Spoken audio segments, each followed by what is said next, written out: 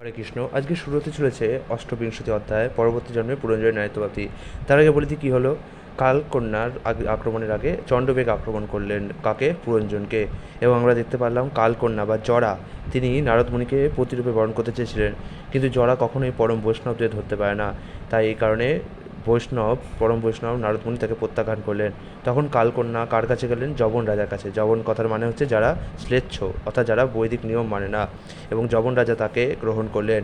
এইভাবে প্রতিপন্ন হয় যে কালকন্যা বা জরা তাদেরকেই গ্রহণ করে যারা কিনা বৈদিক নিয়মের বিরুদ্ধাচরণ করে। আজকে আমরা দেখব অষ্টবিংশতি অধ্যায়। দেবশ্রী নারদ বললেন, হে মহারাজ প্রাচীন বহিষদ। তারপর ভয় নামক যবনরাজ প্রজার কালকন্যা এবং তার সৈনিকগণ সহ সারা পৃথিবী বিচরণ করতে লাগলেন।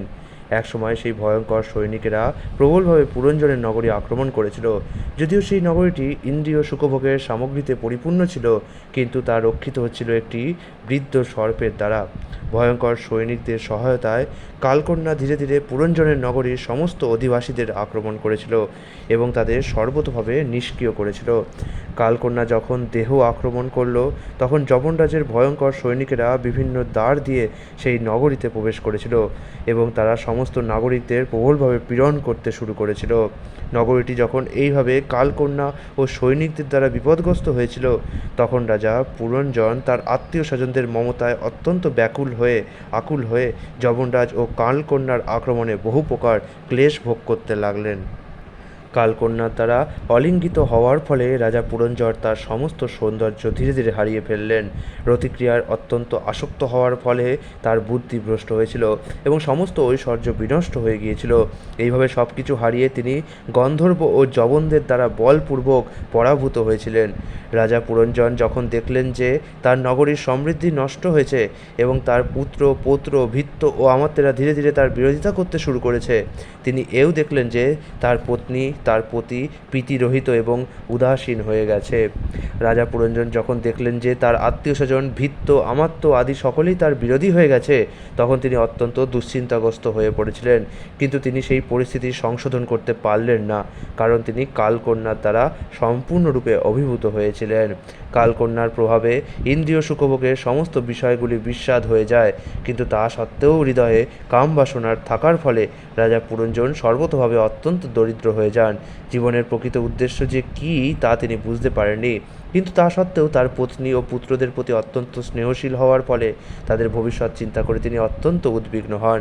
গন্ধর্ব ও যবন সৈনিকেরা দ্বারা পুরঞ্জনের নগরী বিধ্বস্ত হয়েছিল এবং সেই নগরী পরিত্যাগ করার বাসনা না থাকলেও পরিস্থিতিবশত তাকে তা করতে হয়েছিল, কারণ তা কালকন্যার দ্বারা বিধ্বস্ত হয়েছিল।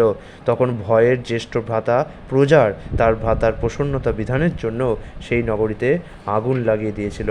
সেই নগরী যখন দগ্ধ হচ্ছিল, তখন সমস্ত নাগরিকেরা, রাজার ভৃত্যরা, আত্মীয় স্বজনরা, পুত্র পৌত্র পত্নী এবং অন্যান্য কুটুম্বগণ সেই আগুনে দগ্ধ হতে লাগলো। রাজা পুরঞ্জন তার ফলে অত্যন্ত দুঃখিত হয়েছিলেন। সেই নগরীর রক্ষক সর্পটি যখন দেখল যে নাগরিকেরা কালকন্যার দ্বারা আক্রান্ত হয়েছে এবং যবনেরা তার গৃহে আগুন লাগিয়ে দিয়েছে, তখন অত্যন্ত শোকে সে কাতর হয়ে পড়েছিল। বনে আগুন লাগলে বৃক্ষের কঠোরস্থ সর্প যেমন সেখান থেকে বেরিয়ে যেতে ইচ্ছা করে, তেমনি নগরীর অধ্যক্ষ সর্পটিও অগ্নির প্রচণ্ড তাপের ফলে সেই নগরী ছেড়ে চলে যেতে চেয়েছিল। যখন গন্ধর্ব ও যবন সৈনিকেরা তার দেহের শক্তিকে সম্পূর্ণরূপে পরাস্ত করে ফেলেছিল, তখন সেই সর্পটির শরীর শিথিল হয়ে গিয়েছিল। সে যখন তার দেহটি ত্যাগ করার চেষ্টা করে, তখন তার শত্রুরা তাকে আটকে ফেলে। এইভাবে তার সমস্ত প্রচেষ্টা যখন ব্যর্থ হয়েছিল, তখন সে উচ্চস্বরে ক্রন্দন করতে শুরু করেছিল। রাজা পুরঞ্জন তখন তার কন্যা, পুত্র পৌত্র, পুত্রবধূ, জামাতা, ভৃত্য, অন্যান্য পার্ষদ, গৃহের উপকরণ এবং যৎসামান্য সঞ্চিত ধন সম্পদের কথা চিন্তা করতে শুরু করলেন। রাজা পুরঞ্জন তার পরিবার এবং আমি ও আমার ধারণার প্রতি অত্যন্ত আসক্ত ছিলেন। যেহেতু তিনি তার পত্নীর প্রতি আকৃষ্ট ছিলেন, তাই তিনি ইতিপূর্বেই অত্যন্ত দরিদ্রগ্রস্ত হয়ে পড়েছিলেন। এখন তার সঙ্গে বিচ্ছেদের সময় উপস্থিত হওয়ায় তিনি অত্যন্ত কাতর হয়ে পড়লেন। রাজা পুরঞ্জন অত্যন্ত দুশ্চিন্তাগ্রস্ত হয়ে ভাবতে লাগলেন, হায়, আমার পত্নী এতগুলি সন্তানের ভারে ভারাক্রান্ত। আমি দেহত্যাগ করে অন্য লোকে চলে গেলে সে কিভাবে পরিবারের এই সমস্ত আত্মীয় স্বজনদের পালন করবে? হায়, পরিবার প্রতিপালনের দুশ্চিন্তায় সে না জানি কত কষ্ট পাবে। রাজা পুরঞ্জন তার পত্নীর সঙ্গে তার পূর্ব আচরণের কথা মনে করতে লাগলেন। রাজা ভাবতে লাগলেন, আমি আহার না করা পর্যন্ত সে আহার করতো না, আমি স্নান না করা পর্যন্ত সে স্নান করতো না, এবং সে আমার প্রতি এতই অনুরক্ত ছিল যে কখনো কখনো আমি ক্রুদ্ধ হয়ে তাকে ভর্ৎসনা করলে সে নীরবে আমার সেই দুর্ব্যবহার সহ্য করতো। রাজা পুরঞ্জন ভাবতে লাগলেন, আমি যখন মোহাচ্ছন্ন হতাম তখন আমার পত্নী কীভাবে আমাকে সৎ পরামর্শ প্রদান করত, এবং আমি গৃহ থেকে বাইরে চলে গেলে সে অত্যন্ত শোকাচ্ছন্ন হতো।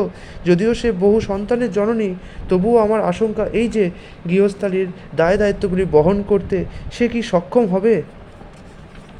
রাজা পুরঞ্জন দুশ্চিন্তা করতে লাগলেন, আমি পরলোকে গমন করলে সম্পূর্ণরূপে আমার ওপর নির্ভরশীল আমার পুত্র ও কন্যারা কীভাবে জীবন ধারণ করবে। মাঝ সমুদ্রে নৌকা ভগ্ন হলে আরোহীদের যে অবস্থা হয় তাদের অবস্থাও ঠিক সেই রকম হবে। যদিও পত্নী এবং সন্তান সন্ততিদের ভবিষ্যৎ সম্বন্ধে রাজা পুরঞ্জনের শোক করা উচিত ছিল না, তবুও তার দীনবুদ্ধির ফলে তিনি তা করেছিলেন। সেই সময় ভয় নামক যবনরাজ তাকে বন্দি করার জন্য সেখানে এসে উপস্থিত হলেন। যবনেরা যখন রাজা পুরঞ্জনকে একটি পশুর মতো বন্ধন করে তাকে তাদের স্থানে নিয়ে যেতে লাগলো, তখন রাজার অনুচরেরা অত্যন্ত ব্যাকুল হয়েছিল। তারা যখন শোক করছিল তখন তাদেরও তার সঙ্গে জোর করে ধরে নিয়ে যাওয়া হয়েছিল। তখন সেই সর্পটিও, যাকে যবনরাজের সৈন্যরা বন্দি করে পূর্বেই নগরী থেকে বের করে নিয়ে গেছিল, অন্যদের সঙ্গে সেও তার প্রভুকে অনুসরণ করতে লাগলো। তারা যখন সেই নগরীটি ত্যাগ করলো তখনই তারা বিশীর্ণ হয়ে পঞ্চভূতে বিলীন হলো। অত্যন্ত বলবান যবনেরা যখন বলপূর্বক রাজা পুরঞ্জনকে টানতে টানতে নিয়ে যাচ্ছিল, তখন অজ্ঞানের অন্ধকারে আচ্ছন্ন থাকার ফলে তিনি তার সখা এবং নিত্য শুভাকাঙ্ক্ষী পরমাত্মাকে স্মরণ করতে পারেননি। সেই অত্যন্ত নির্দয় রাজা পুরঞ্জন বিভিন্ন যজ্ঞে বহু পশু হত্যা করেছিলেন। এখন সেই সমস্ত পশুরা সুযোগ পেয়ে তাদের শিংয়ের দ্বারা তাকে বিদীর্ণ করতে লাগলো, যেন তারা কুঠার দিয়ে তাকে খণ্ড খণ্ড করে কাটতে লাগলো। রমণীর দূষিত সঙ্গ প্রভাবে রাজা পুরঞ্জনের মতো জীবেরা নিত্যকাল সংসারের কষ্ট ভোগ করে এবং বহু বহু বছর ধরে স্মৃতিরহিত হয়ে তারা জড়জাগতিক জীবনের অন্ধকার প্রদেশে অবস্থান করে। রাজা পুরঞ্জন তার পত্নীর কথা চিন্তা করতে করতে দেহত্যাগ করেছিলেন, তাই তার পরবর্তী জীবনে তিনি এক অতি সুন্দরী এবং উত্তম ললনা হয়েছিলেন। রাজারই গৃহে তিনি পরজন্মে বিদর্ভরাজের কন্যা হন। বিদর্ভরাজের দুহিতা বৈদর্ভীর বিবাহ হয়েছিল পাণ্ডু দেশের মলয়ধ্বজ নামক এক অত্যন্ত শক্তিশালী ব্যক্তির সঙ্গে। অন্যান্য রাজকুমারদের পরাজিত করে তিনি বিদর্ভ রাজকন্যাকে বিবাহ করেছিলেন। রাজা মলয়ধ্বজের একটি কন্যা হয়েছিল, যার চক্ষু ছিল অতি কৃষ্ণবর্ণ। তার 7টি পুত্র সন্তানও হয়েছিল, যারা পরবর্তীকালে দাবির দেশের রাজা হয়েছিলেন। এইভাবে সেই ভূখণ্ডে 7 জন রাজা ছিলেন। হে মহারাজ প্রাচীন বহিষ্যৎ, মলয়ধ্বজের পুত্রেরা হাজার হাজার সন্তান উৎপাদন করেছিলেন এবং তারা সকলে মন্বন্তর এবং তারপরেও সারা পৃথিবী পালন করেছিলেন। ভগবান শ্রীকৃষ্ণের পরম ভক্ত মলয়ধ্বজের প্রথম কন্যাকে অগস্ত্য মুনি বিবাহ করেছিলেন। তার থেকে একটি পুত্র উৎপন্ন হয়েছিল, যার নাম ছিল ধীরচ্যুত, এবং তার পুত্রের নাম ছিল ইধমবাহ।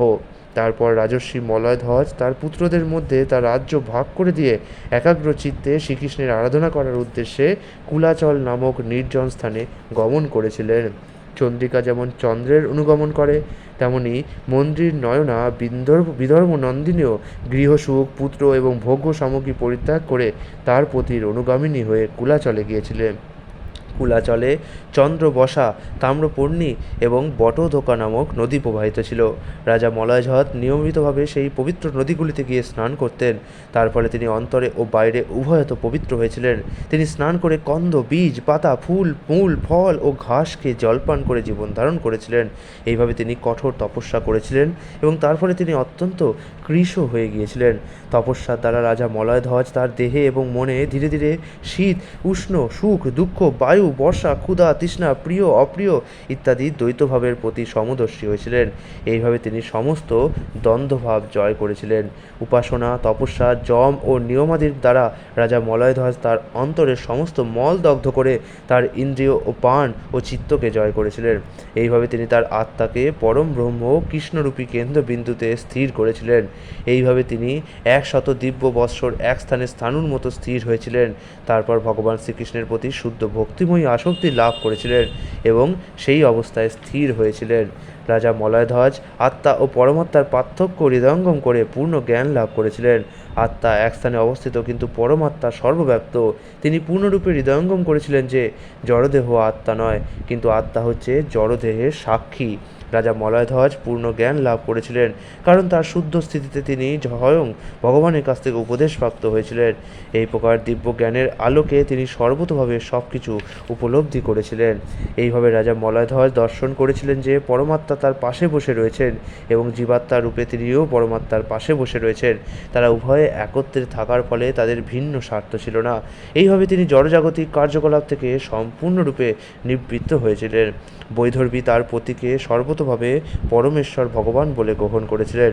তিনি সমস্ত ইন্দ্রিয় সুখ ত্যাগ করে সর্বতোভাবে বৈরাগ্য অবলম্বনপূর্বক তার মহাভাগবত পতিকে অনুসরণ করেছিলেন। এইভাবে তিনি তার সেবায় যুক্ত ছিলেন। ব্রত অনুষ্ঠানের ফলে বিদর্ভরাজের কন্যার শরীর ক্ষীণ হয়েছিল এবং তিনি জীর্ণ বসন পরিধান করেছিলেন।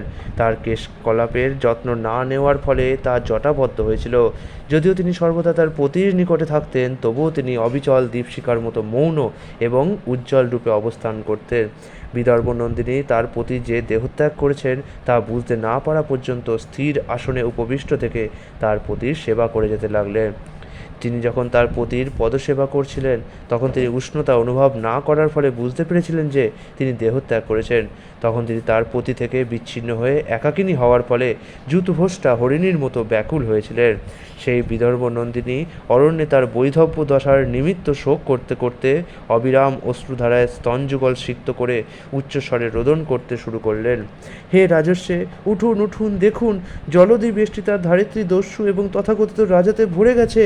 তাই ধারিত্রী অত্যন্ত ভীতা হয়েছেন এবং আপনার কর্তব্য হচ্ছে তাকে রক্ষা করা। পতির অনুগামিনী সেই পতিব্রতা স্ত্রী সেই নির্জন অরণ্যে তার পতির পদযুগলে পতিতা হয়ে করুণ স্বরে রোদন করতে লাগলেন।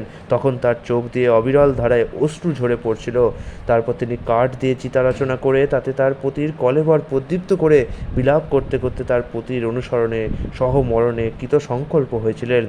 হে রাজন, তখন রাজা পুরঞ্জনের এক পূর্বতন সখা ব্রাহ্মণ সেখানে এসে মধুর বাক্যের দ্বারা রানীকে সান্ত্বনা দিতে লাগলেন। ব্রাহ্মণটি জিজ্ঞাসা করলেন, তুমি কে? তুমি কার পত্নী অথবা কন্যা? এই শায়িত পুরুষটিকে? মনে হচ্ছে যেন তুমি মৃত শরীরের জন্য শোক করছো। তুমি কি আমাকে চিনতে পারছো না? আমি তোমার চিরকালের বন্ধু। তোমার স্মরণ হতে পারে যে পূর্বে তুমি বহুবার আমার সঙ্গে পরামর্শ করেছিলে। ব্রাহ্মণ বললেন, হে বন্ধু, যদিও তুমি আমাকে এখন চিনতে পারছো না, তোমার কি মনে পড়ে না যে পূর্বে তোমার এক অতি অন্তরঙ্গ সখা ছিল? দুর্ভাগ্যবশত তুমি আমার সঙ্গ পরিত্যাগ করে এই জগতের ভোক্তার পদ গ্রহণ করেছো। হে প্রিয় সখা, তুমি আর আমি ঠিক দুটি হংসের মতো। আমরা দুজনে একত্রে একই হৃদয়ে বাস করি, যা ঠিক মানস সরোবরের মতো। যদিও আমরা বহু সহস্র বৎসর ধরে একসঙ্গে রয়েছি, তবুও আমরা আমাদের প্রকৃত আলয় থেকে বহু দূরে। হে সখে, তুমি আমার সেই বন্ধু। যখন থেকে তুমি আমাকে ছেড়ে চলে গেছো, তখন থেকে তুমি ক্রমশ জড় বিষয়ের প্রতি আসক্ত হয়েছো এবং আমাকে বিস্মৃত হয়ে কোনো স্ত্রীর দ্বারা রচিত এই জড়জগতে বিভিন্ন দেহে তুমি ভ্রমণ করেছো। সেই নগরীর অর্থাৎ জড়শরীরের 5টি উদ্যান, 9টি দ্বার, একজন রক্ষক, 3টি কোষ্ঠ, 6টি পরিবার, 5টি দোকান, 5টি উপাদান এবং একজন স্ত্রী তার অধীশ্বরী। হে শখে, 5টি উদ্যান হচ্ছে ইন্দ্রিয় সুখভোগের 5টি বিষয় এবং তার রক্ষক হচ্ছে প্রাণবায়ু, যা 9টি দ্বার দিয়ে প্রবাহিত হয়। 3টি কোষ্ঠ হচ্ছে 3টি প্রধান উপাদান, অগ্নি, জল ও মাটি। 6টি পরিবার হচ্ছে মন ও পঞ্চেন্দ্রিয়। 5টি বিপণী হচ্ছে 5টি কর্মেন্দ্রিয়। সেগুলি পঞ্চমহাভূতের সংযুক্ত শক্তির দ্বারা তাদের ব্যবসা করে। সমস্ত কার্যকলাপের পিছনে রয়েছে আত্মা। আত্মা হচ্ছে ভোক্তা এবং সে হচ্ছে পুরুষ, কিন্তু শরীররূপী নগরীতে আচ্ছাদিত হওয়ার ফলে সে তার স্বরূপ জানতে পারে না। হে শখে, তুমি যখন বিষয় বুদ্ধিরূপা রমণীর সঙ্গে এই শরীরে প্রবেশ করেছো, তখন থেকে তুমি ইন্দ্রিয় সুখ ভোগের প্রতি অত্যন্ত আসক্ত হয়েছো। এই কারণে তুমি তোমার চিন্ময় জীবনের কথা ভুলে গেছো। তার ফলে তুমি এই প্রকার পাপীয়সী দশা প্রাপ্ত হয়ে নানা প্রকার দুঃখ কষ্ট ভোগ করেছো। প্রকৃতপক্ষে তুমি বিদর্ভরাজের কন্যা নও। এই মলয়ধ্বজ তোমার হিতকারী পতি নয়। তুমি পুরঞ্জনীরও পতি নও।